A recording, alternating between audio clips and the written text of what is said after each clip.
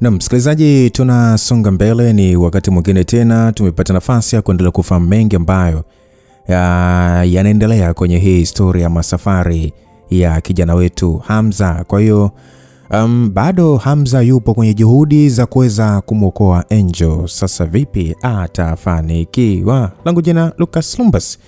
Kwa hiyo bwana, Yulia alimwambia Hamza ya kwamba yameshapita masaa mawili, bado anataka tu kuendelea. Hamza alishia kuangalia vifaa vile vya kitiba huku akitazama kwa macho mekundu. Mara baada ya kuvuta pumzi ndefu, alishia kuongea kwa sauti ya kutetemesha akisema ya kwamba unamaanisha ni tuache? Nataka zoezi irudiwe. Yulia ambaye hakuwa na mabadiliko yote alitaka kufanya kama alivyoelekezwa, lakini mara macho yake yaliganda kwenye skrini. Haraka sana aligeuka na kumshika Hamza mkono akimuonyesha kwenye skrini. Hamza aligeuka na kuangalia skrini ya ECG na kweli aliweza kuona kulikuwa na ishara ya ubongo kuanza kufanya kazi. Pale pale macho ya Hamza alichanua na kusema kwamba tumefanikiwa. Wataalamu wengine waliokuwepo hapo waliangalia grafu ya mawimbi ya ubongo ikipanda juu na kuonyesha kwamba kulikuwa na mawasiliano. Walijikuta wakishangalia kama vile wameweza kutoa kifaa kwenye sayari ya Mars. Watu wengine pia walisogea haraka kuangalia skrini hiyo na walijikuta wakifurahishwa na kile walichoona. Wanawake walikuwa na furaha kwa ajili ya Hamza.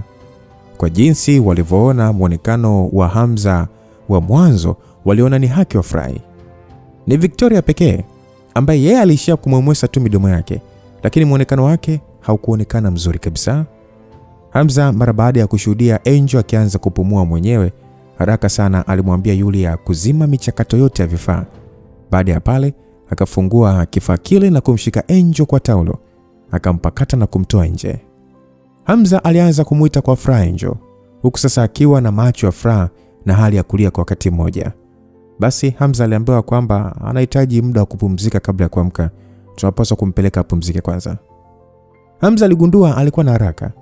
Aliishia kutingisha kichwa na haraka sana akakimbia na Angel kwenda kwenye ngome yake.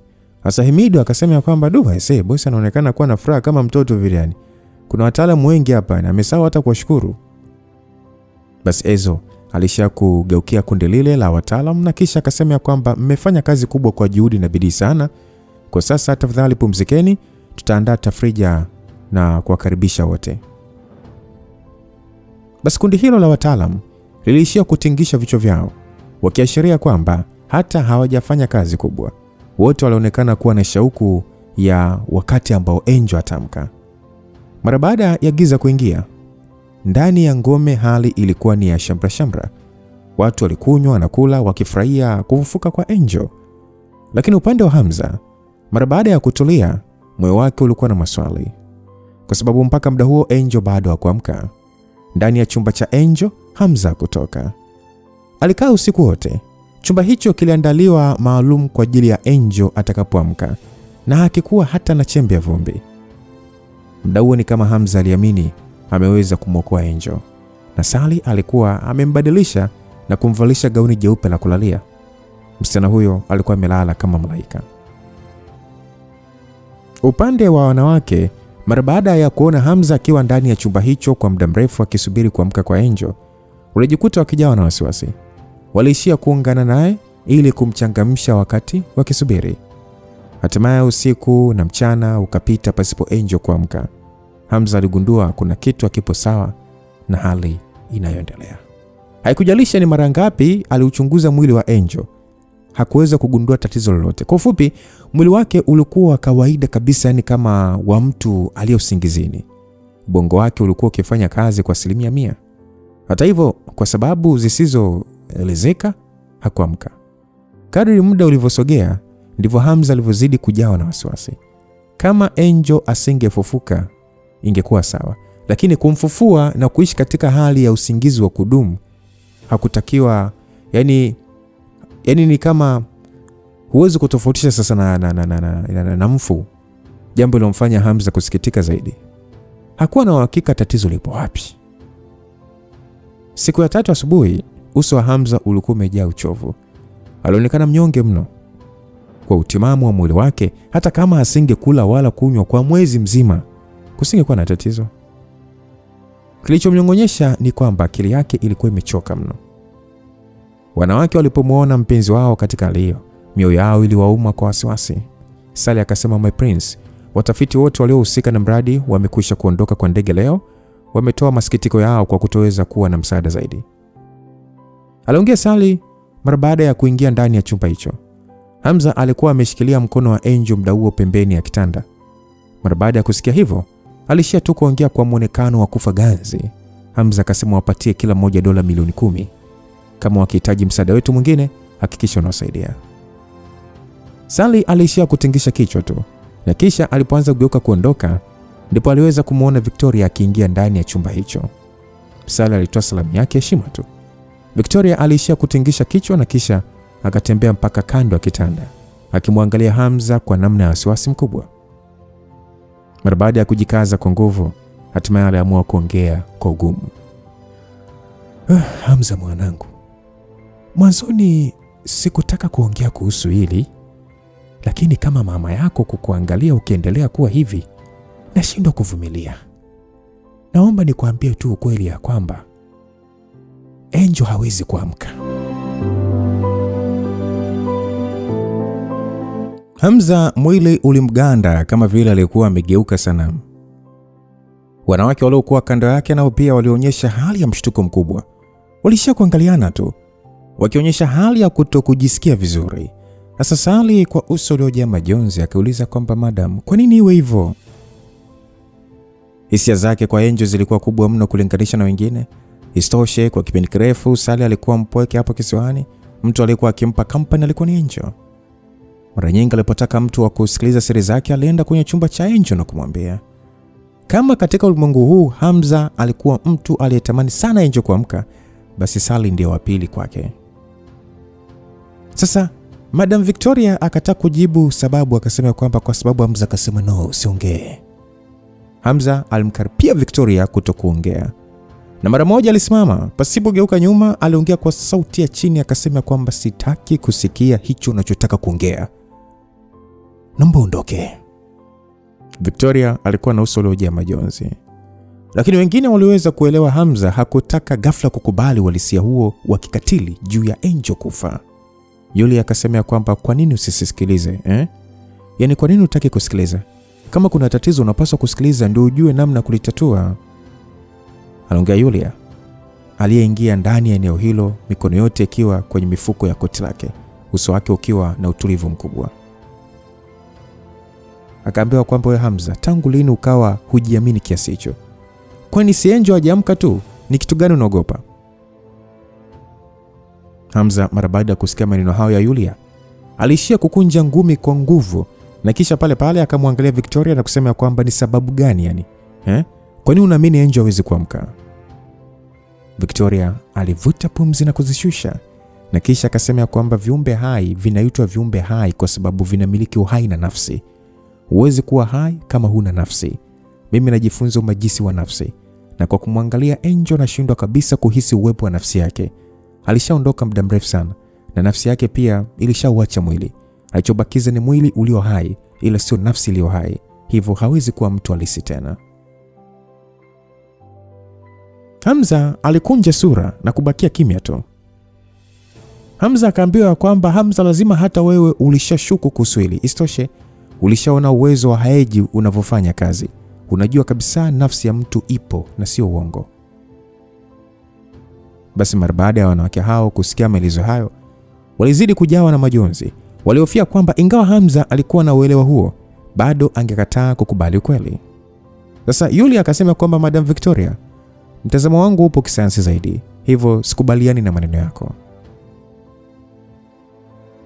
Yulia alitulia kidogo huku akimtazama Victoria, na kisha aliendelea kuongea akasema kwamba kulingana na maelezo yako, kama mtu aliyekuwa kwenye hali ya umaututi kwa miaka mingi na kuamka, inamaanisha hawezi kuwa na nafsi yake tena?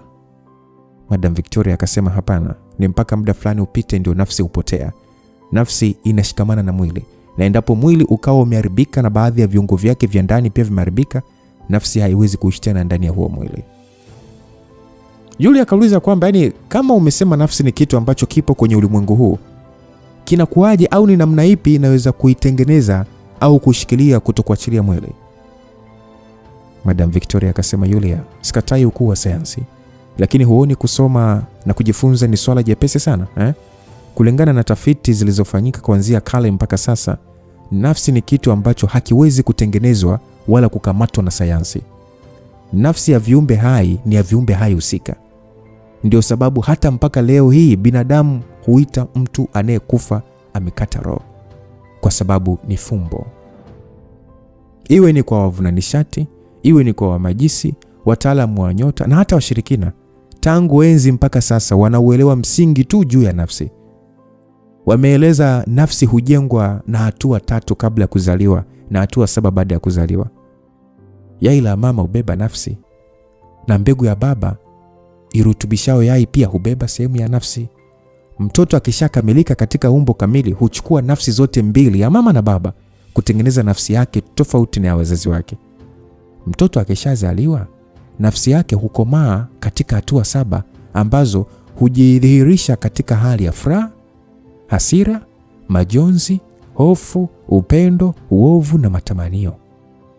Moja ya sababu kwa nini uchawi wa nafsi ni mgumu sana kujifunza kwa sisi wa majisi ni kwa sababu hatuna uelewa wa kutosha wa nafsi yenyewe. Nafsi ni hali ya ajabu sana ambayo haina hata muunganiko wa elementi zozote za kidunia. Ikipotea inapotea tu kama vile haijawahi kuwepo. Uchawi wa nafsi wa sasa uliopo ni ule wa uwezo wa kuachanisha nafsi na mwili, lakini vile vile kuweza kuifuatilia kupitia mabadiliko ya nishati yake yenyewe ambayo huachwa kama alama za kipekee kati ya mawasiliano ya nafsi na roho, ambazo tunaita nyayo za nafsi. Hivyo sasa hivi kila ninavyojaribu kuhisi nishati ya nafsi kwenye mwili wa Angel, hakuna kitu kabisa. Maana yake ni kwamba nafsi yake na roho vilishakoma kuwepo muda mrefu sana. Pengine labda ni Mungu tu mwenyewe aliyeumba nafsi. Vinginevyo hata Shakyamuni angekuwepo hapa, asingekuwa na uwezo wa kutengeneza nafsi ya mtu. Mara baada ya kusikia maelezo hayo marefu, hali ya hewa ilizidi kuwa ya ukimya. Yulia alishakumwangalia Angel kwa muda kabla ya kutoa pumzi ya masikitiko.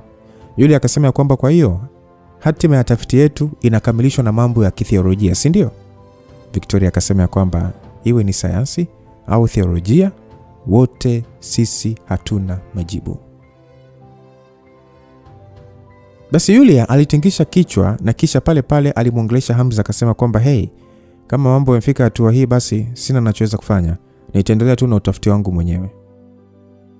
Mara baada ya kuongea hivyo, mwanamke huyo aligeuka akiwa na muonekano wa kawaida tu na mwepesi. Msikilizaji, labda hata nawe unaweza kuungana na hili. Kwa akili za wazungu, mpaka kufikia hatua ya kumuunda 40% ama 50% ya binadamu, yaani wanaunda kila kitu, ngozi nini. Lakini kilichokuja kuwashinda wale ambao mnafuatilia taarifa, wazungu walichokikosa ni kitu kinaitwa nafsi. Wametengeneza mtu, yani kila kitu unaweza kusema huyu ni mtu kweli, lakini kilichokosekana ni nafsi. Bwana we, Mungu fundi alijua kabisa ipo siku hawa watu watataka kuwa kama mimi. Kwa hiyo hii ni siri ya kwake Mungu mwenyewe. Kwa hiyo wanawake hao walishazoea hali ya Yulia ya kutokuwa na hisia, msikilizaji, lakini walizidi kumuonea huruma kwa muonekano aliokuwa nao muda huo. Kulikuwa na hali ya machozi kwenye uso wa Sally. Alishia kumwangalia Angel na kisha akameza mate mengi. Victoria alisema ya kwamba Hamza, hata mimi nilikuwa nimeshikilia tumaini dogo la uwezekano wa Angel kuamka, lakini sasa hivi nashindwa kuvumilia kukuona ukiendelea kuwa hivi. Unapaswa kujipa nguvu. Kama huwezi kujifikiria wewe mwenyewe, basi fikiria watu wanaokuzunguka. Aliongea Victoria na kisha pale pale alitembea na kutoka nje ya chumba hicho. Alishindwa kabisa kuvumilia kumwangalia Hamza tena. Hamza alishia kusimama katika eneo moja akiwa ametoa macho tu pasipo kuongea chochote. Na hatimaye baada ya siku ya 3 ndo aliweza kutoka ndani ya chumba hicho. Ilikuwa ni ngumu mno hata kuelezea hisia na muonekano aliokuwa nao. Mara baada ya kuona Hamza ametoka kwenye chumba hicho, wanawake hawakuona sababu ya kuendelea kubaki. Wakati kila mmoja akitoka, Roda aliweza kumuona Sally pekee ndiye aliyebakia, na alishia kuongea kwa namna ya kumfariji. Roda alisema kwamba Sally, usiwe na huzuni sana. Twende tukajaribu kuongea na Hamza. Sally akajibu, mimi niko sawa. Kwa sasa tunataka kuwa peke yangu tu na Angel. Basi Sally aliishia kufuta machozi yake na kisha pale pale akaketi kando ya kitanda na kushikilia mkono wa Angel. Rhoda aliishia kupatwa na uchungu tu. Akasema kwamba mtu tayari ana joto la mwili, anapumua kawaida na hata moyo unadunda. Kwa nini sasa hawezi kuishi kwa kukosa tu nafsi? Hakika asili haina huruma. Msikilizaji, ndio maana sehemu ya mwisho nilikwambia kwamba Hamza alitamani sana Angel amke, lakini asili haina huruma. Binadamu ni mavumbi tu, na kuna kitu kinaitwa nafsi. Hata uwe na elimu kiasi gani, huwezi kutengeneza nafsi. Basi mara baada ya kuongea hivyo, na pia kwa kuwa Sally sasa alitaka kuwa peke yake na Angel, alishia tu kuondoka. Alikuwa ni Sally pekee aliyebakia ndani ya chumba hicho, na mara baada ya kuwa kimya kwa muda, alishia kulazimisha tabasamu na kunyosha mkono wake akipapasa uso wa Angel. Na Sally akasema kwamba Angel, nimeongea mengi na wewe kwa miaka na miaka. Samahani kwa kukusikilizisha malalamishi yangu. Nilidhani hatimaye nitapata nafasi ya kukusikiliza wewe. Hata bado sijafahamiana nawe vizuri. Uone kama hilo linasikitisha. Msikilizaji, ilikuwa ni sauti ya Sally iliyosikika kwa uchungu mkubwa ikiambatana na kilio cha kwikwi kutokea ndani ya chumba hicho alicholazwa Angel. Juu ya mlima wa kuangalia kuzama kwa jua. Mara baada ya Hamza kutoka ndani ya chumba cha Angel, alifika katika eneo hilo na kuanza kuangaza macho yake juu ya bahari isiyo na mwisho. Ni muda ule nyoka mwenye mbawa za rangi dhahabu alishuka kwa namna kudondoka kutoka juu angani na kutua mbele ya Hamza. Nyoka mwenyewe alikuwa ni Gamba.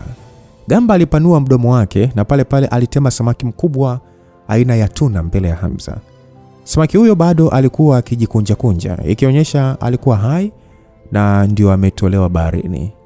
Hamza alimwangalia samaki huyo na kisha akamwangalia Gamba aliyekuwa na macho makubwa ya kijani. Kwenye macho hayo Hamza aliweza kuona ishara ya kufariji. Ingawa Gamba hakujua kuongea lugha ya kibinadamu, alikuwa na hisia za juu mno kiasi kwamba aliweza kuhisi Hamza alikuwa na mawazo. Hivyo aliishia kumtupia Hamza samaki ule kwa ajili ya kula. Hamza alishindwa kujizuia na kucheka huku akipapasa kichwa cha Gamba. Gamba, mimi pia mimi niko pia, hisia tu ndio zinanipelekesha. Hamza mara baada ya kuvuta pumzi kwa nguvu aliangalia uso wa bahari ambao maji yake yaliakisi mwanga na kumetameta. Asa Gamba, hivi ni kweli kuna baadhi ya mambo hayawezi kubadilika hata nikijitahidi vipi? Gamba aliishia kuudondosha mwili wake na ugeuka nyoka mdogo, kisha pale pale akaruka na kutua kwenye bega la Hamza, akianza kujisugua kwenye mwili wake. Hamza aliishia kuhisi muwasho kutokana na msuguano huo na akaongea kwa kutabasamu. Gamba, inatosha sasa.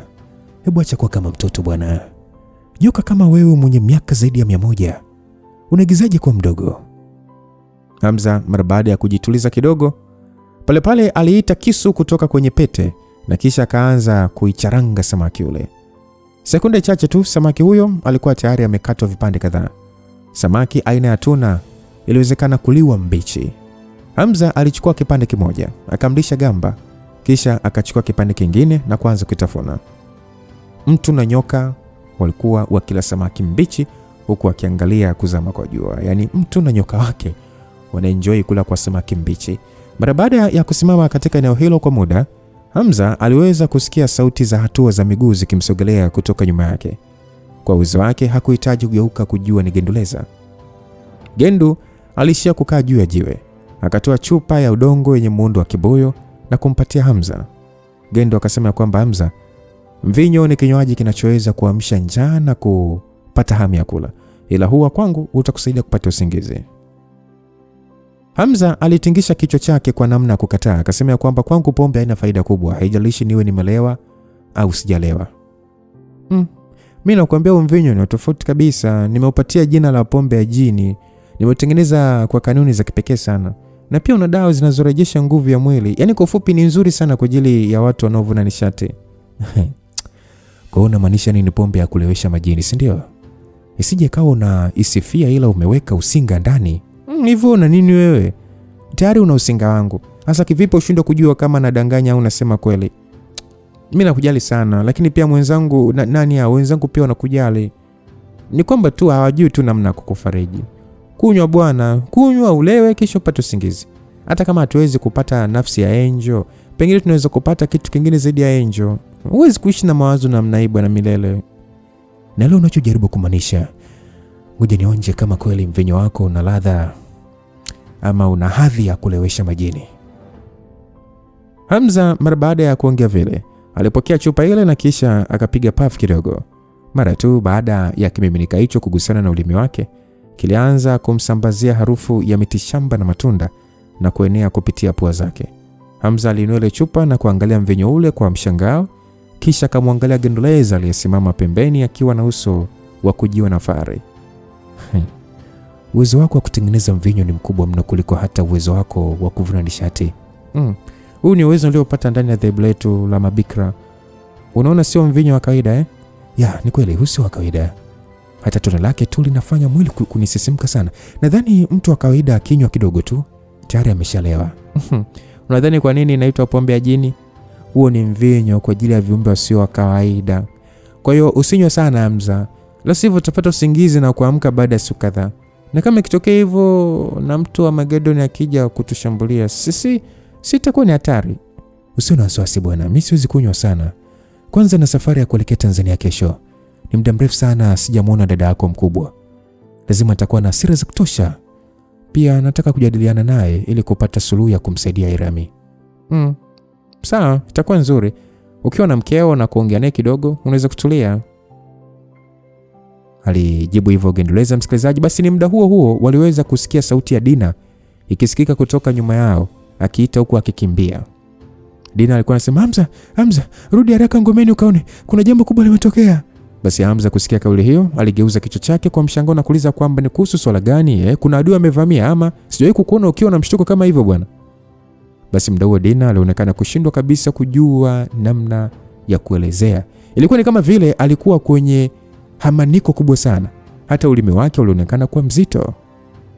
Dina alisema ya kwamba Angel anataka kumuua Sally. Hamza alishtuka sana akasema nini? Msikilizaji, ilikuwa ni balaa sana. Hamza na Gendoleza walipatwa na mshtuko. Yani inakuwa vipi yani Angel kutaka kumuua Sally? Hamza mdau alihisi ni kama ameshaanza kulewa. Na alichokuwa akisikia kilikuwa ni kama ni maluelue tu. Alishia kujipiga paji la uso kama mtu anajirudisha kwenye uhalisia. Hamza akasema, "Hebu rudia tena." Dina akasema, "Wewe wahi kwenda kwenye chumba cha Angel anataka kumuua Sally." Ingawa Hamza hakuwa na uelewa wa kutosha juu ya kinachoendelea, aliweka chini ule mvinyo na kisha haraka sana akakimbia kama mshale kurudi ngomeni. Mara baada ya Hamza kufika nje ya chumba cha Angel, alichoshuhudia kilimshtua.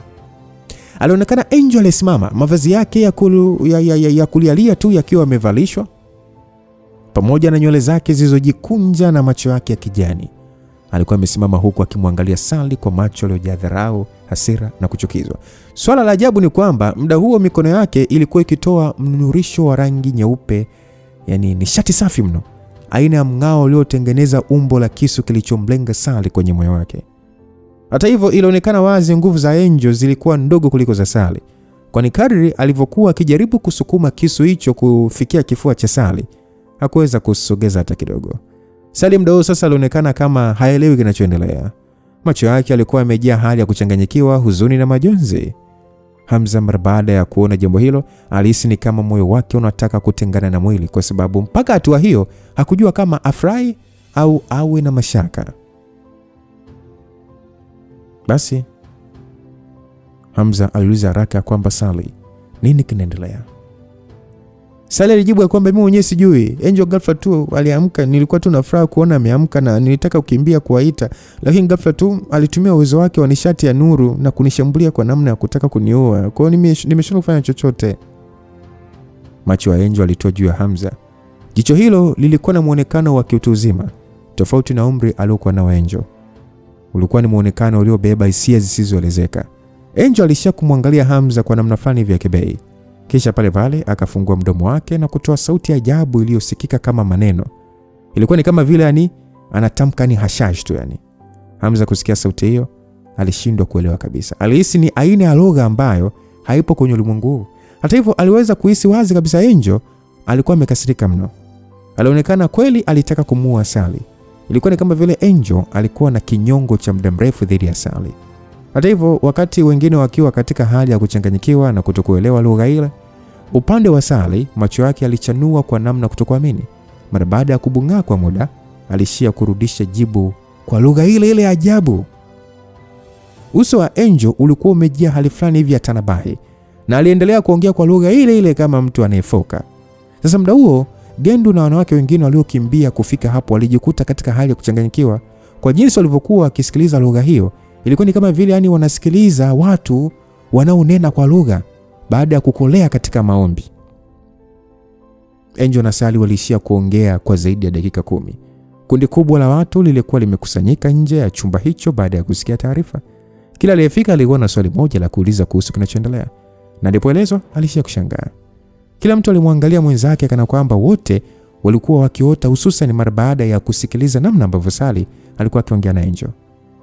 Hamza alishia kujituliza kutoka kwenye mshtuko wake wa shaka na furaha. Sasa mara baada ya kuangalia jambo hilo kwa umakini, aliweza kugundua Angel aliyeamka hakuwa yule Angel aliyemfahamu.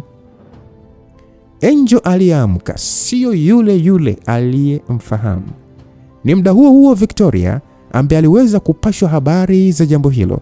Haraka sana aliweza kufika katika eneo hilo, akionekana kuwa katika hali ya kutokuamini kama Angel alikuwa hai. Sasa Liz akauliza kwamba madam, isije ikawa ulikosea? Victoria akasema hapana, nilimfanyia uchunguzi Angel mara kadhaa.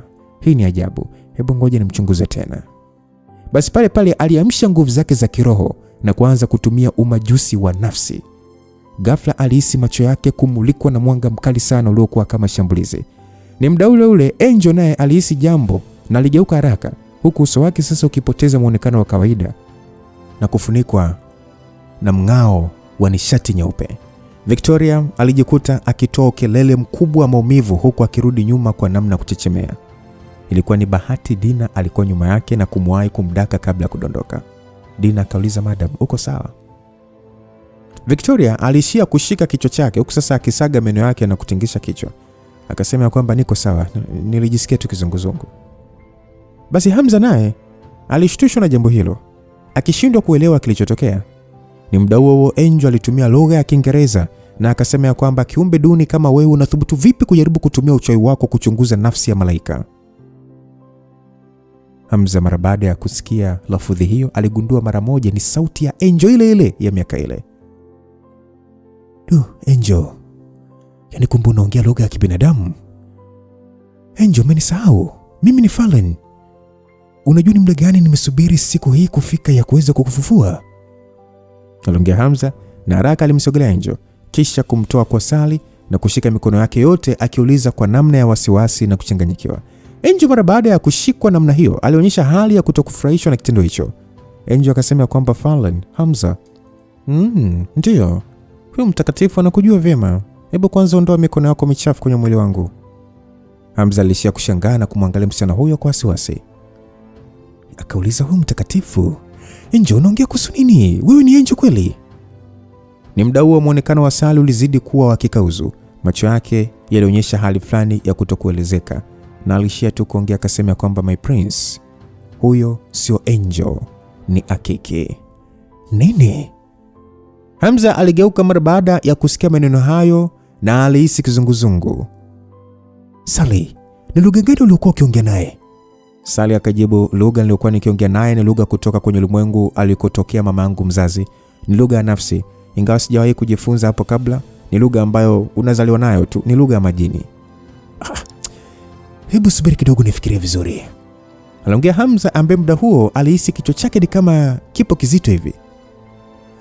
Ulimwengu wa mama yako, yani unamaanisha yani mama yako mzazi ama jini abisi? Lugha yao? Kama ni hivyo, inakuwaje Angel akaongea lugha majini? Au naye pia ni jini? Baada ya Hamza kuongea hivyo, Angel akasema kwamba kaa kimya, unathubutu vipi kulinganisha mimi mtakatifu na huyo kiumbe wa shetani wa kijini?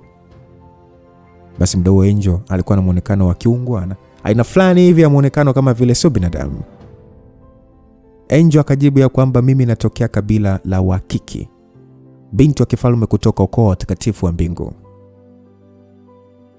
Hamza kusikia maneno hayo alijikuta kibunga. koo ya watakatifu, kabila la Wakiki. Sasa kama wewe sio Angel, umemfanya nini Angel?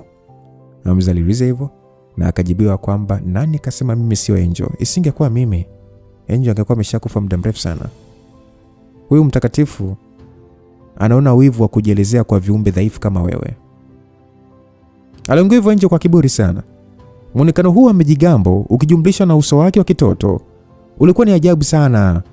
Ajabu ambayo isielezeka. Kwa mtazamo mwingine, yani ulifanya mtu atake kucheka. Hata hivyo, muda huo Hamza alichotaka ni kujua ukweli pekee. Sasa Sally akasema kwamba Prince, tutokeni hapa kwanza. Nitatoa maelezo kwa kila mtu. Basi mara moja wote walitoka kwenye chumba hicho na kwenda eneo la sebuleni. Angel pia alishuka nao. Ingawa alionyesha ukinzani uliojaa fahari ndani yake, ila kwa kutotaka kusogelewa na mtu yeyote, alikubali kushuka mwenyewe. Ndani ya eneo hilo la sebuleni, baadhi walikaa kwenye siti, wengine wakisimama kutaka kusikiliza maelezo ya Sally. Sally akasema kwamba haya yote alianzia na kitendo cha baba yangu Lovran kujifunza uchawi wa kuita majini. Aliongea hivyo Sally akimwangalia Angel yani ni kama kwa muonekano usioelezeka hivi. Sally akasema kwamba ukweli ni kwamba mama yangu kuweza kuitwa huku duniani sio kwa sababu ya uchawi wa baba kuwa na nguvu, ilikuwa ni kama bahati mbaya tu. Msikilizaji, ni baada ya maelezo ya Sally hatimaye kila mtu aliweza kuelewa ukweli. Sasa ngoja nikufupishie hapa, maana maelezo ya Sally yalikuwa ni mengi sana, lakini kwa maelezo ya Sally ni kwamba katika ulimwengu aliotoka mama yake sio kwamba ulikuwa ni ulimwengu wa majini pekee, bali kulikuwepo na kabila lingine la watu wa nuru ambao kwa lugha moja huitwa Wakiki, kumaanisha the Radiant Ones. Hata hivyo, katika ulimwengu huo kulikuwa na vita kubwa kati ya majini na hao Wakiki. Chuki iliyokuwepo baina yao haikuwa na suluhu na kufanya vita yao iwe ya miaka na miaka. Sasa kati ya waongoza vita hiyo ambao ni majini wa level za juu ni jini Abisi, yani mama yake Sally, ambaye ndiye alikuwa mstari wa mbele kupambana na viumbe wa nuru, yani Wakiki. Mama yake Sally ni Princess, binti mfalme wa miliki ya majini. Na katika siku ambayo kwa bahati mbaya alivutwa kuja ulimwengu wa dunia, alikuwa katika mapigano makali sana na binti mfalme wa kabila la Wakiki. Hata vita hiyo ilipofikia katika hatua kali sana, nishati kati yao ilikuwa kubwa mno kiasi cha kuanza kuathiri anga linalowazunguka. Kama ingekuwa muda wowote wa jambo hilo, ingekuwa kawaida, lakini katika ulimwengu wao ni ngumu sana kwa wataalamu kama hao kuathiri anga. Bali kutokana na kuwepo kwa binadamu wa uwezo wa chini ambaye alijaribu kufungua anga kati ya ulimwengu wao na wa dunia ili kujaribu kuita jini, matokeo yake jini Abisi ambaye mwanzoni ilikuwa ni ngumu sana kuitwa na mtu kama Lovran, kutokana na vita kumaliza nguvu zake nyingi, alijikuta akiwa katika hali ya udhaifu sana. Afu mbaya zaidi ilikuwa ni kwamba Princess wa kabila la Kiki alikuwa ameamsha nguvu kubwa ya uwezo wake kwa ajili ya kumaliza jini Abisi.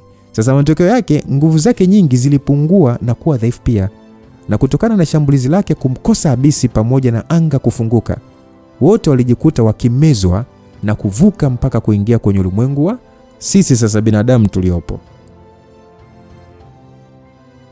Upande wa jini Abisi, licha ya kwamba alikuwa na bahati mbaya, lakini ilikuwa ni afadhali kwake wakati wa kuvuka.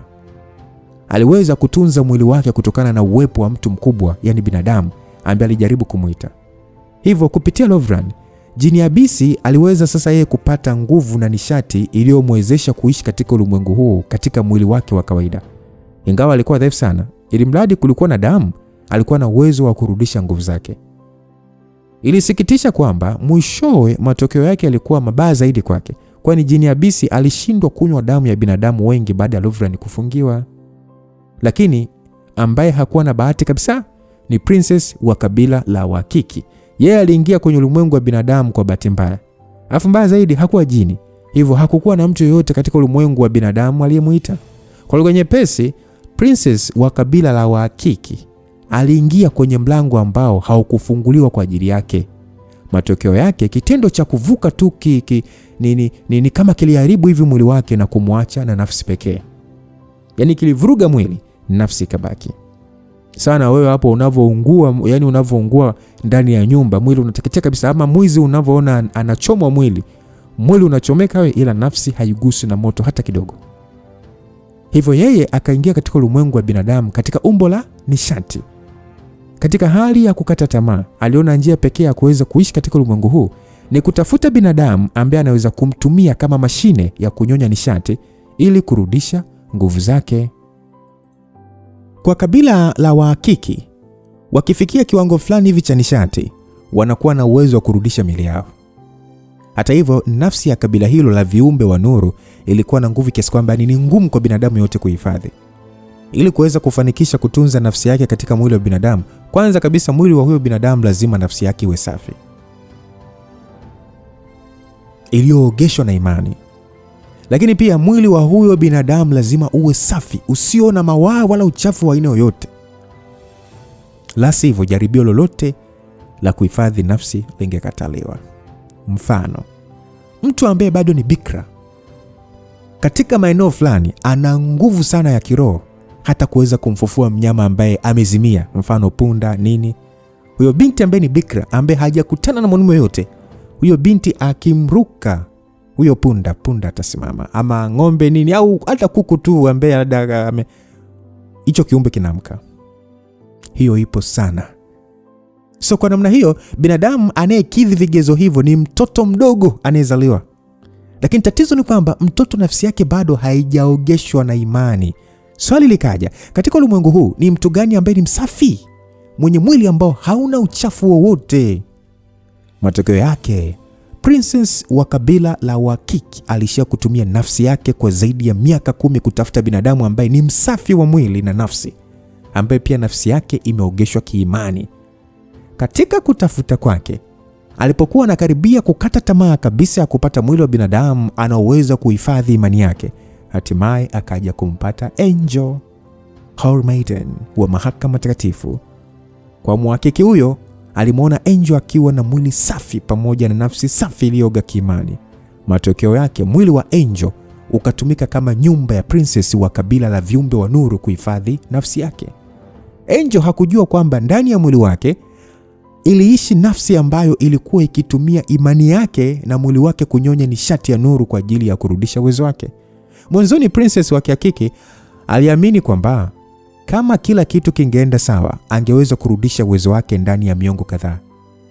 Katika muda huo, hata kama Angel angekuwa mzee, angepata mwili mwingine msafi kwa ajili ya kuendelea kunyonya nishati ya nuru na hatimaye kuwa na nguvu za kutosha kurudi katika ulimwengu wake. Lakini kitu ambacho hakutegemea ni pale Angel alipokutana na Professor Killer. Nikisema Professor Killer, I mean ni professional killer, kijana mdogo aliyefahamika kwa jina la Fallen, na mwisho siku kuonekana kama msaliti wa imani mbele ya mahakama takatifu na kupewa adhabu ya kunywa sumu ili kufa. Princess katika nafsi hakuamini jambo hilo na kujiambia kwa nini ana bahati mbaya namna hiyo. Haikuwa rahisi kwake kuweza kuupata mwili msafi kama wa Angel. Atafanya nini endapo Angel akiuliwa? Hasa alishia kulaani binadamu hao duni ambao walijiita wasafi wakati walikuwa wachafu kupindukia. Katika wakati huo bado hakuwa na nguvu za kutosha kujitoa katika mwili wa nani? Wa Angel, na kutafuta binadamu mwingine msafi wa kuhifadhi nafsi yake. Afu kubwa zaidi, kwa princess kama huyo wa kabila la watakatifu, mwili wake wote ulijaa uungwana wa haki. Kama angeamua kushusha kichwa chini mbele ya uovu, ingekuwa ni sawa na kifo kwake. Alijua pia Angel hakuwa na kosa, hivyo aliona kama msingi wake ni haki, kivipi amwache Angel haraka na kirahisi ili hali anadhulumiwa uhai wake? Ilikuwa ni bahati wakati nafsi ya Angel ilipotaka kuachana na mwili wake. Princess aliyekuwa amejificha ndani ya mwili wa Angel alipata kusikia mazungumzo kati ya Hamza na Dr. Ganesha. Mara baada ya kusikia mpango wa Hamza wa kutaka kumfufua Angel, aliona aweke matumaini yake kwa nani? Kwa Hamza.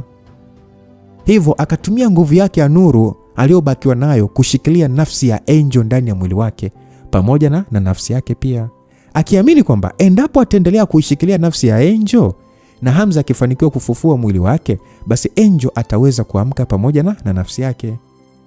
Kwa hiyo katika kusubiri huko kwa muda mrefu, hatimaye muda ukawadia, katika siku ambayo Hamza aliweza kufufua mwili wa Angel na kurudisha uhai.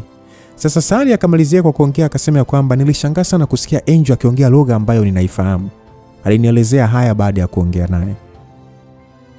Aliongea hivyo Sally sasa akimwangalia Angel kwa muonekano wa kukosewa. Sally akasema kwamba ingawa mama yangu ni adui yako, haina haja ya kuniona kama adui pia. Baada ya Sally kusema hivyo, Angel Mwakiki akasema kwamba viashiria vyovyote vya damu ya jini yabisi havipaswi kuwepo katika ulimwengu huu. Kukata kichwa chako na kukomesha uzao wa majini ni mission yetu sisi wa hakiki. Mara baada ya kukuona nilikumbuka sura mbaya ya mama yako. Unafanana naye sana. Aliongea hivyo Angel Mwakiki. Mara baada ya kila mtu kusikia maneno hayo, walijikuta wakishindwa kujizuia na kutoa matabasamu ya wasiwasi. Kulikuwa na chuki kubwa mno katika sauti yake. Sally alihisi hasira, lakini mara baada ya kuangalia sura ya Angel alishindwa kukasirika. Victoria akasema kwamba ndio maana anajiita mtakatifu, kumbe ni kiumbe jamii ya malaika. Angel kwa ukali akasema kwamba wewe majusi duni wa nguvu za giza. Hebu naomba unitoke mbele yangu bwana. Pumzi yako tu inachafua hewa. Aliongea hivyo Angel kwa ukali. Muonekano wa Victoria haukuwa mzuri kabisa. Alipenda mno nguvu za giza alizokuwa nazo Sally, lakini alichukia mno nguvu alizokuwa nazo Angel. Muda huo kila alivyomwangalia Angel alihisi ni kama vile anakodolea macho jua. Ni muda ule Hamza alipiga hatua na kisha kwa kukunja sura alimshika Angel begani. Hey, inatosha. Hata kama unajiona kama malaika, sijui princess wa utakatifu, mimi sijali. Niambie umeifanya nini nafsi ya Angel? Yaani kiumbe mchafu kama wewe unathubutuje kunifokea? Ni makosa yako kuwa taratibu mno kwenye kufufua mwili wa Angel kwa miaka mingi. Ili kukupa muda wa kumfufua Angel na kwa ajili ya kulinda nafsi yake, sikuwa na jinsi ila kuunganisha nafsi yake na yangu ili kuilinda. Kwa hiyo unamaanisha nafsi yako imeungana na Angel, si ndio? Kwa hiyo wewe ni nani sasa? Unauliza maswali au umejibu? Mimi ni mtakatifu, ni Mwakiki na Angel kwa wakati mmoja. Tatizo binadamu, nafsi zenu ni dhaifu sana. Ndio maana huyo mtoto atachukua muda mpaka nafsi yake iwe na nguvu ya kuumiliki mwili wake. Kwa hiyo unamaanisha wewe na Angel mtashirikiana mwili mmoja milele na hakutakuwa na uwezo wenyewe kutengana, si ndio? Mimi sio malaika wako, lakini najua kinachokupa wasiwasi. Sina mpango wa kuishi kwenye mwili wa binadamu milele, ila unapaswa kujua kwamba nafsi zikiungana ni ngumu kutengana. Unapaswa kusubiri mpaka nirudiwe na kiwango cha juu cha nguvu zangu, ndipo taweza kujiondoa kwenye nafsi yake kwa usalama. Vinginevyo nafsi ya Angel itaharibika milele na hawezi kurudi tena. Hataweza kurudi ikiharibika. Mara baada ya kusikia hivyo, Hamza alijikuta akitoa pumzi ya ahueni. Alijiambia angalau nafsi ya Angel ipo hai. Ukweli ni kwamba msikilizaji, kila alivyoangalia na sura hiyo ya Angel kulikuwa na hali ya mgawa. Yaani ni kama ni mvurugano hivi kwenye akili yake. Okay, kama ni hivyo, kwa nini ulichukua muda mrefu kuamka na kusubiri siku 3? Angel alishia kumwangalia Hamza kama vile alikuwa kichaa. Na kisha akasema kwamba hivi, unadhani ni kazi nyepesi kwa nafsi kufufuka ndani ya mwili, eh? Kwa binadamu mjinga tu kama wewe, sitaki hata kupoteza pumzi yangu kuelezea. Baada ya Angel kusema hivyo, Roda akasema kwamba kama ni hivyo, kwa nini sasa uwezo wa kimajisi wa madam ulishindwa kuchunguza nafsi yako? Angel akasema, kivipi yani? Kivipi mshirikina wa daraja la chini kama huyo, uchawi wake uweze kuichunguza nafsi ya kiumbe wa nuru kama mimi? Ulimwengu wenu mnaoishi ndio wa daraja la chini kabisa. Nguvu za kimajisi wanazojifunza binadamu wa ulimwengu huu ni sawa na za mtoto mchanga kwenye ulimwengu wetu wa mbingu. Mara baada ya kila mtu kusikia hivyo, walishindwa hata kuvuta picha namna ya ulimwengu huo ulivyo, kama tu madam mamake Hamza nguvu yake ni sawa na mtoto mchanga kwenye ulimwengu wao. Basi Genduleza akasema ya kwamba Wakiki, sijui watu wa nuru, sijui uwezo wako wa kujigamba ni mkubwa mno. Kama unaona ulimwengu wenu ni wa hadhi ya juu, kwa nini ulipoingia kwenye ulimwengu wetu ulikuwa dhaifu kama mlevi? Aliongea Genduleza akiwa kashaka, ni kama akachafukwa hivi kwa roho kuliko andiko usoni mwake. Sasa Angel akajibu kwamba binadamu mjinga sana. Kama isingekuwa kupoteza kwangu nguvu kwa kupigana na jini abisi kwa minira 3 na kupoteza nguvu zangu nyingi, nisingekuja kwenye ulimwengu duni kama huu. Iwe ni mama yako au mimi, kama tungekuwa na 1% tu ya nguvu zetu, ingetosha kabisa kuharibu ulimwengu wenu. Basi Yulia aliyekuwa kimya muda wote akauliza kwamba unamaanisha nini kuhusu minira 3? Angel akasema ndio namna tunavyohesabu muda katika ulimwengu wetu. Na huo ndio muda niliopigana na jini Abisi. Kama ukihesabu kwa muda wa huu ulimwengu wenu wa chini ni sana miaka 700. Rhoda kwa mshangao akauliza kwamba miaka 700? Yaani wewe na mama yake Sally mmepigana kwa miaka 700? Angel akajibu ndio. Msikilizaji, kwenye hili usije ukashtuka au kupinga. Sijajua kwa Uislamu, lakini kwa Kristo wale waliobahatika kusoma Bible, ukija kufunua kitabu cha Petro wa pili sura ya 3 mstari wa 8 na nukuu ilivyoandikwa, lakini wapenzi, msilisahau neno hili kwamba kwa Bwana siku moja ni kama miaka 1000 na miaka 1000 ni kama siku moja. Kwa hiyo usije ukashtuka kusikia ya kwamba hawa watu wamepigana miaka 700 ambapo huko kwa upande wao ni kama siku 3 tu, ila kwetu huko miaka 700. Kwa hiyo bwana, ndio hivyo msikilizaji. Sasa mara baada ya muda Angel alionekana kuelewa ukimya wao na alishia kukunja sura na kuuliza kwamba yani kwamba hamuamini ama? Bado watu walibaki kimya. Uso wa Angel ulishia kuwa mwekundu na alionekana hapendi wazo la kuonekana muongo. Angel akasema ya kwamba mtakatifu kama mimi, kwa nini wadanganye viumbe duni kama nyie? Kwanza huyu mtoto wa Abisi bado ni mdogo sana.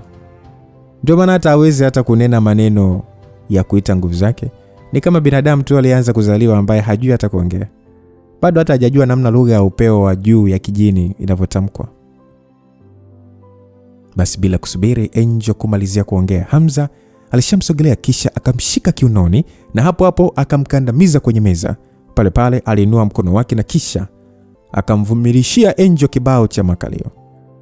Asa Princess ambaye ni princess mtakatifu alishtushwa mno na tukio hilo la ghafla. Kila mtu aliyekuwa ndani ya eneo hilo pia alishangazwa na hilo. Sasa Hamza aliyekuwa na uso uliojaa uzito wa hasira alishia kuongea kwa kufoka, akasema kwamba ni unajiita mtakatifu na kiumbe wa hadhi ya juu, lakini kila ukifungua mdomo wako unatoa maneno machafu yaliyojaa majigambo. Sally ni mtu wangu wa karibu. Ukithubutu kumtukana tena, nitakupiga mpaka ulazwe. Mimi unadhani najali kama wewe ni malaika au princess? Sasa endelea kutumia lugha yako kuanza kujali watu wengine hapa uone. Basi mara baada ya sekunde 10 kupita, ndipo sasa princess alijua nini kimemtokea. Hakuamini princess mwakiki kama yeye alikuwa amepigwa vibao vya nyashi. Tena aliyempiga kwenye nyashi ni binadamu. Uso wa Angel ulikuwa mwekundu mno. Alikuwa na aibu na hasira, lakini alikuwa ni kama amekamatika kama ndege. Angel akasema kwamba binadamu duni kama wewe, yani unampigaje huyu kiumbe wa nuru? Uogopi kuadhibiwa na mbingu? Msikilizaji, haikujalisha alijitahidi vipi, lakini bado alishindwa kujitoa kwenye udhibiti wa Hamza. Hamza kuongea neno na akaendelea kumshushia vibao vya nyashi akimshikisha adabu. Hamza akasema kwamba bado tunathubutu kuwa jeuri, si ndio? Kwa hiyo huku kwenu, yani huko kwenu huko wote mmejaa maneno ya kejeli kwa watu wengine, si ndio? Mara baada ya kupigwa vibao kama 10 hivi, Angel hatimaye alianza kuwa na adabu na macho yake alishia tu kujaa majonzi, huku sasa akimwesa lipsi zake kwa kulia. Sally kuona hivyo alishindwa kuvumilia kuangalia tena. Akasema kwamba my prince, ni kwa sababu ya damu yangu ndio maana ananichokea.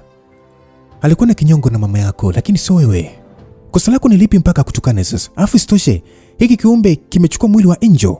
Siwezi kumruhusu kuongea maneno ya hivi mimi. Aliongea Hamza na kisha pale pale alimuinua juu Angel na kisha akamfinya shavu.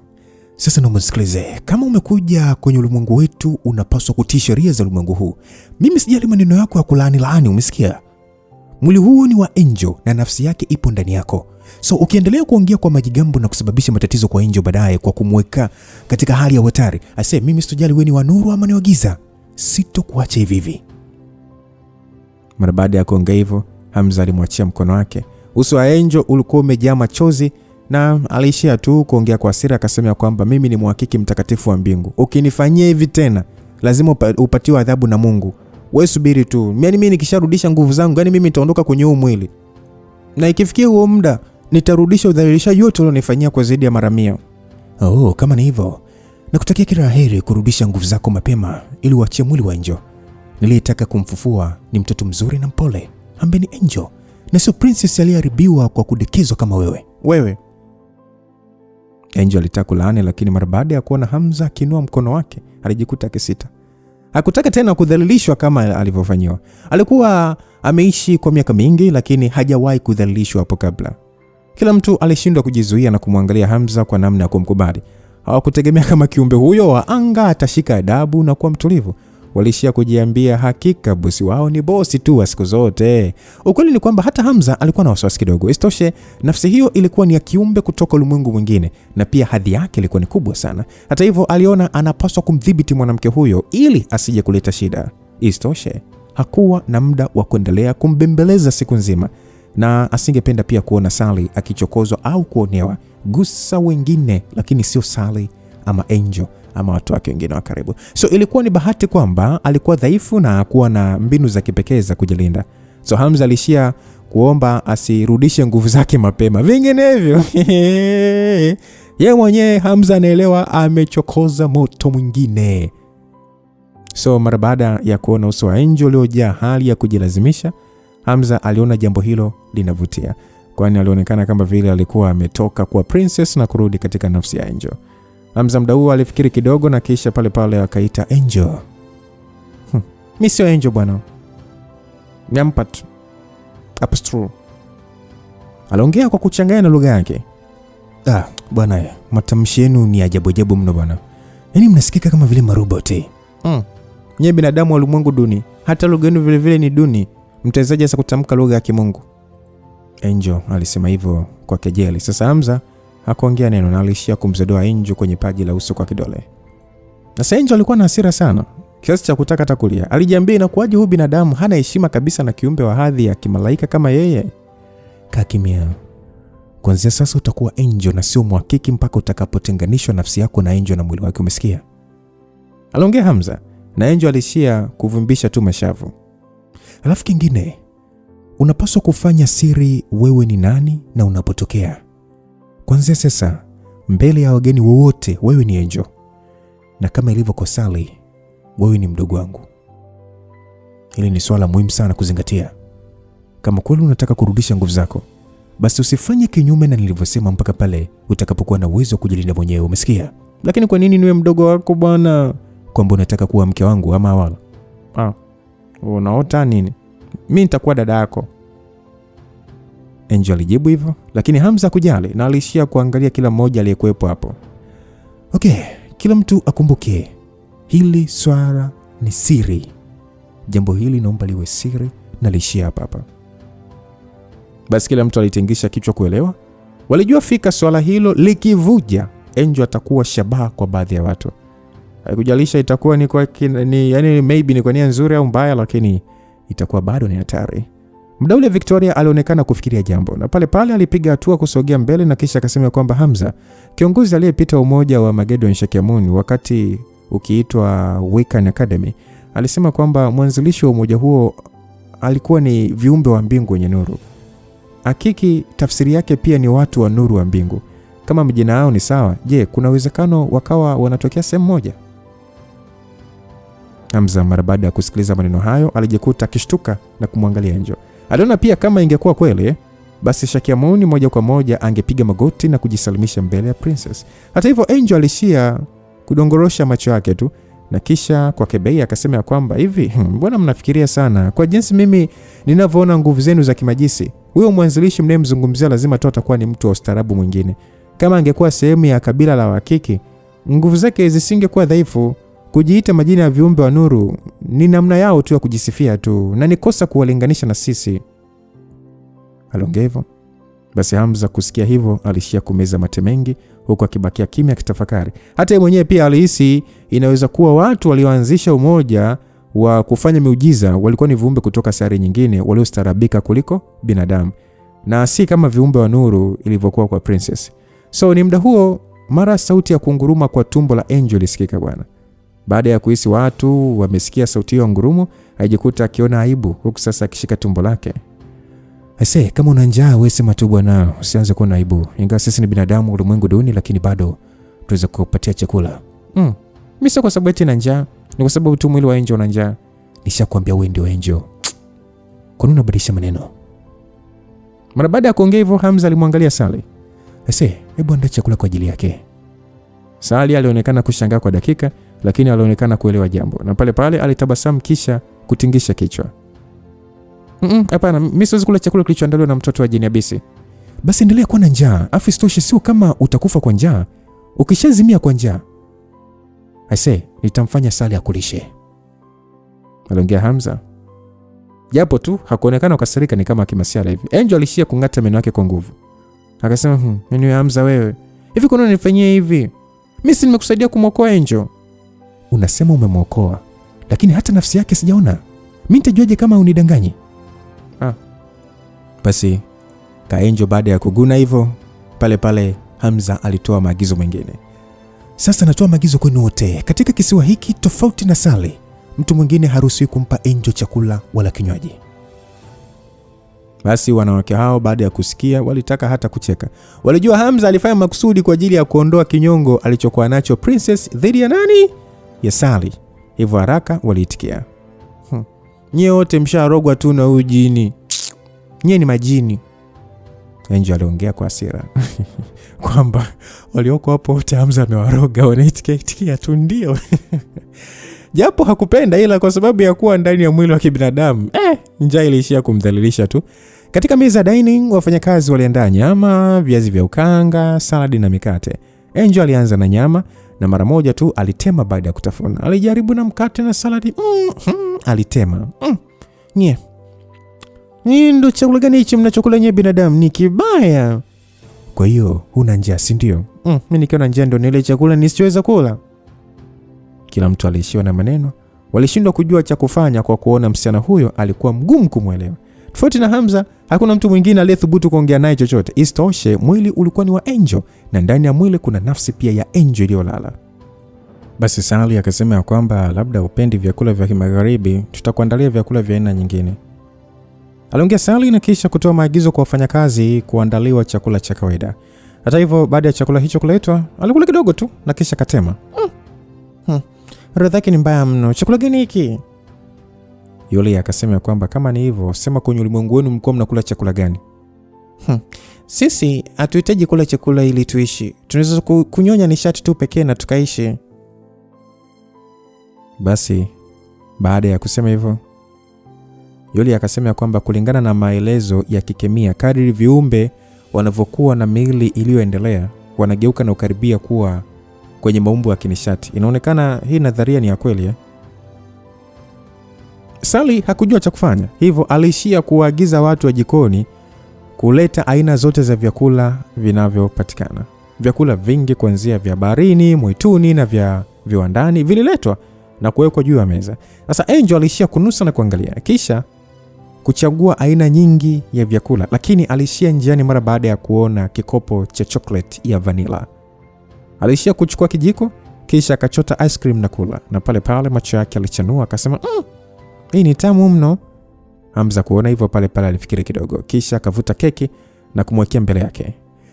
Hebu jaribu na hii pia. Angel alinusa kidogo tu, kisha akatumia kijiko kukata kipande cha keki na kukipeleka mdomoni, na macho yake alichanua. Na hii ni tamu pia. Inaonekana angalau nitaweza kula vyakula vya kibinadamu. Kwangu mimi sioni kama vyakula si vizuri, ila kwa sababu unachagua sana likija swala la vyakula, upendelei samaki wala nyama, ila unapenda zaidi vitu vyenye sukari. Vile vingine vilikuwa tu vyakula vichafu tu, mwana mimi sikula. Hamza kuona vile alishia kuondoa vyakula vyote vyenye sukari na ice cream. Hebu mwekeni vyakula vingine tofauti na hivi. Asipokula, mwacheni ashinde na njaa. Angel alishia kuangalia bila kujua cha kufanya. Keki na ice cream ya chocolate zilipoondolewa, alishia tu kuongea kwa hasira akasema kwamba Hamza, hivi kwani una haki gani ya kuamua ni kitu gani mimi nakula bwana? Utaki Angel kufufuka si ndio Nataka ndio Angel arudi. Hivyo siwezi kukuacha ukila hovyo. Usisahau huo mwili ni wa Angel. Mimi siwezi tu kuangalia tu ukigeuka kuwa bonge bwana. Angel alishia kuvimbisha mashavu tu, huku sasa akikaa kwenye meza kwa namna ya kununa. Akasema na kama hivyo sili tena. Hamza kujali, anasusa, asuse. Aliwaambia waondoe chakula, ananuna. Kwa kweli Hamza hakuwa na muda wa kuanza kupoteza na Princess. Alikuwa na mambo mengi ya kufanya, kwanza kumbembeleza mtu uliyesusa wewe. Mara baada ya kila mtu kuondoka, Liz alijikuta akishindwa kujizuia na kuanza kucheka. Liz akasema kwamba huyo Princess wa hakiki huyu, kwa nini anaonekana kama mtoto jamani? Ni ngumu yani kuamini kama umri wake hata tukijumlisha umri wetu hapa hatumfikii. Basi yule akajibu kwamba sasa hapo kipi cha kushanga? Umri sio kigezo cha ukubwa wala sio kiwakilishi cha busara za mtu. Kwa maneno aliyoongea, naamini kwenye huu ulimwengu wao, tofauti na kujifunza vitu mbalimbali kwa ajili ya kushindana na majini, hajawahi kuishi maisha magumu. Ni sawa tu hata huku duniani umchukue Princess wa taifa ambaye hajawahi kutoka nje ya jumba la kifalme. Hata kama ataonekana kuwa mkubwa na mwenye nguvu, bado atakuwa tu anakosa uzoefu mwingi unaomfanya kuwa kawaida. Aliongea hivyo Yulia, na Emidu akasema kwamba Yulia yupo sahihi, na kwa kitendo chake cha kutumia uwezo wake kulinda nafsi ya Angel inaonyesha moyo wake ni mzuri. Lakini swala la msingi hapa ni kutaka kujua kama alichoongea ni ukweli au anatudanganya tu. Asmantis akasema, bosi, kuna jambo lingine unataka kuongea ama? Hakuna, ni kwamba tu napanga kurudi Tanzania kuonana na Regina pamoja na shangazi. Nataka pia kwenda kujua Priscilla anaendeleaje ndani ya familia wa Phoenix. Lakini pia kuongea na mke wangu kama kuna namna yote ya kumwokoa Irami au hakuna. Hamza alipaswa kurudi siku 3 zilizopita, ila kwa sababu ya Angel alivuta muda. Lizzy, Dina, Yulia, kuna anayetaka kurudi na mimi kusalimia familia zenu? Hamza aliuliza hivyo, na Lizzy akasema kwamba mimi sitarudi kwa sasa, na wasiliana na familia yangu kwa njia video. Ni vizuri kwa sasa nikijikita kwenye mafunzo. Dina pia alijibu kwamba mimi pia sina kazi ya ulazima inayonihitaji mtandaoni, kwa hiyo nitaendelea kubaki.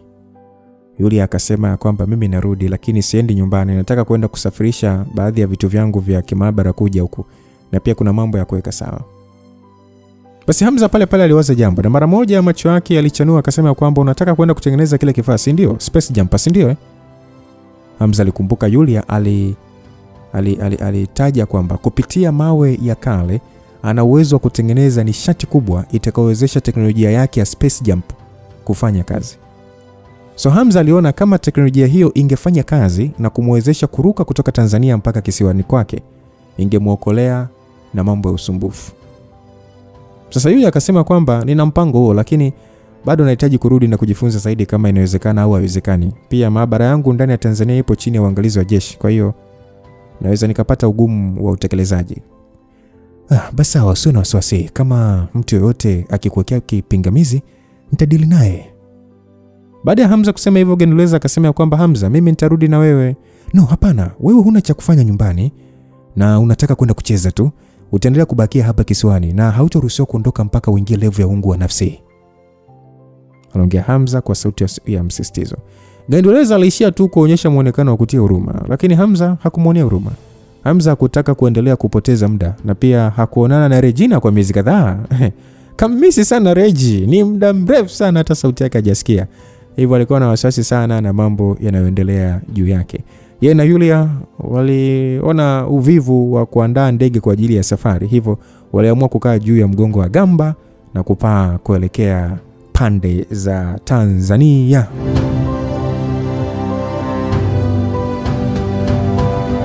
Basi bwana Hamza mara baada ya kufika Dar es Salaam alimshusha Yulia na kisha alifanya safari ya kawaida tu kwenda nyumbani kwake. Kwa sababu ya Regina kuwa busy na masuala ya ukoo wa Wahinde, hakupata hata muda wa kurudi Dar es Salaam. Waliokuwa wakiishi hapo mjini walikuwa ni shangazi, mzee Abbas Muhinde na Belida. Lakini pia bibi yake Irene mara kwa mara alikuwa akiungana nao. Hamza mara baada ya kufika, familia ilionekana kushangaa mno. Walishia kumlazimisha Hamza kutokuondoka muda huo na kupata nao chakula cha mchana, ambapo Hamza alikubali. Hamza aligundua mpishi katika jiko alikuwa ni Belida. Ilionekana msichana huyo mara baada ya kukaa jikoni na shangazi, uwezo wake wa kupika ulikomaa. Sasa Hamza alivyoingia jikoni alishia kusimama kwenye mlango na kuuliza kwamba Belida, watu wa familia Mjema si hawajaja tena hivi karibuni kukutafuta? Msikilizaji, siku ile ambayo Hamza alimuua Chifunda kule kisiwani, ingawa alifanya vile kama onyo, lakini bado alihitaji kuwa na uhakika. Basi Belida aliishia haraka kutingisha kichwa kukataa, na kisha akasema hapana, niliishia tu kukusababishia matatizo. Hamza akasema matatizo gani unazungumzia wewe? Ilikuwa swala dogo sana bwana. Aliongea Hamza na kisha akabadilisha mada. Inaonekana umejifunza vitu vingi sana kutoka kwa shangazi, si ndio? Ni kweli, lakini sijafikia hata nusu ya uwezo wake. Berida aliongea kwa kujitetea. Tofauti na mwanzo wakati Hamza anakutana Berida, siku hizi alionekana kidogo kujiamini. Hata nywele zake zilizokuwa ndefu alikuwa amezikata, akionyesha alama yake ya kuzaliwa.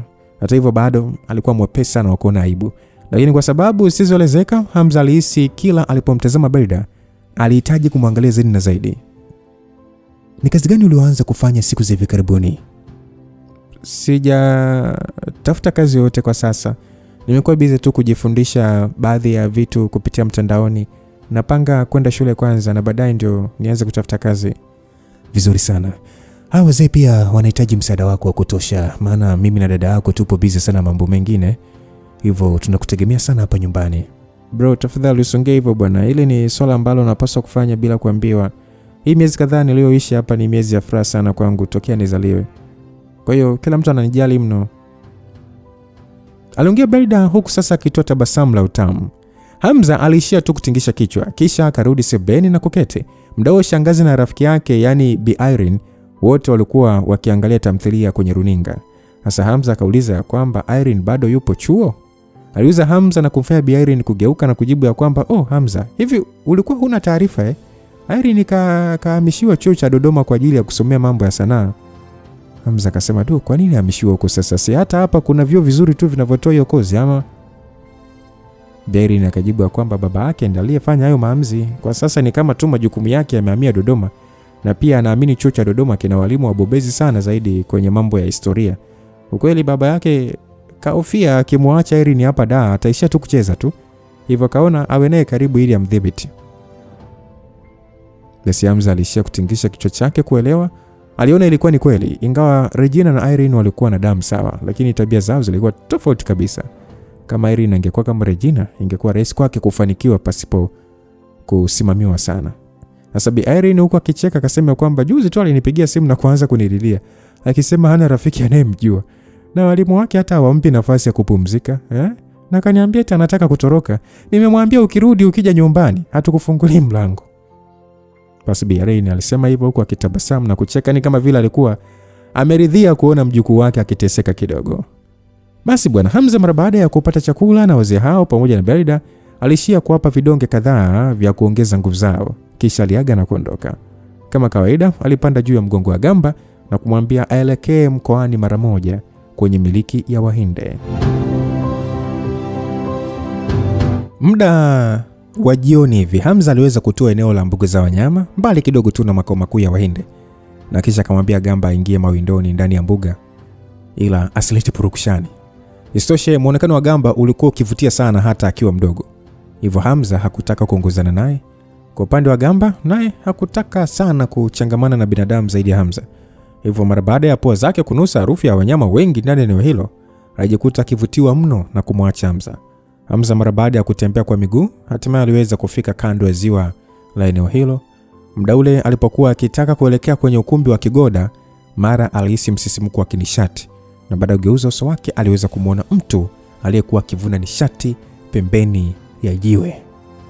Sasa basi, msikilizaji, unaweza kuniambia ni nani huyu ambaye ameweza kugundulika kwa Hamza kwamba anavuna nishati? Atakayepatia, naomba nitangaze dau kwa atakayepatia ni nani.